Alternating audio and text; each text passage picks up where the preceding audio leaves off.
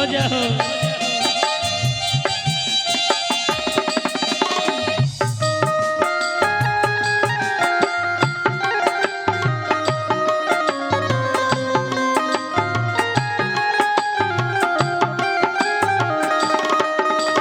रोज सवेरे उबटन मल के इतर से नहवायब हो।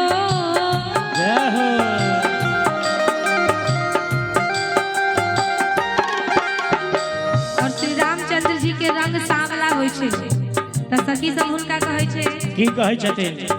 रोज सवेरे उबटन मल के इतर से नहवायब, एक महीना के भीतर करिया से गोर बनायब हो।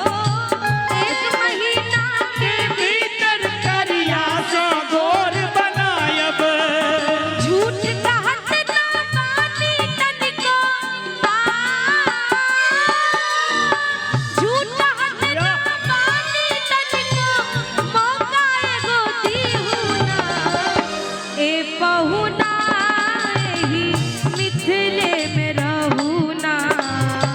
ए पहुना एही मिथिले में रहू ना।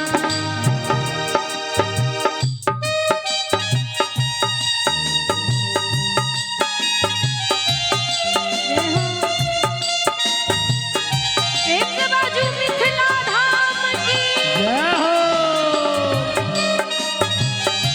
एखन अहाँ सब सुनि रहल छी आनंद इवेंट शो कलवाही।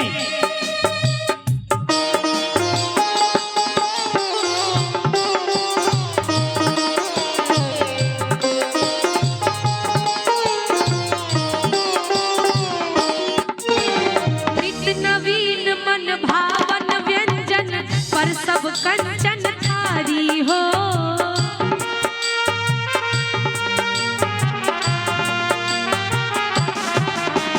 नित नवीन मन भावन व्यंजन पर सब कंचन थारी, स्वाद भूख बढ़ जाई सुन सारी सरहज के गारी।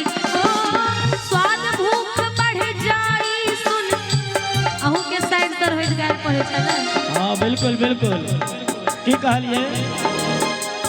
नित नवीन मन भावन व्यंजन पर सब कंचन थारी, स्वाद भूख बढ़ जाई सुन सारी सरहज के गारी। ओ स्वाद भूख बढ़ जाई सुन सारी सरहज के गारी। बीच बीच में तरंग चिरौरी बीच बीच में तरंग चिरौरी और किछहु लेहु। कनी एक बेर ताली बजते, जोरदार ताली। और की कहलिए? ए पहुना एही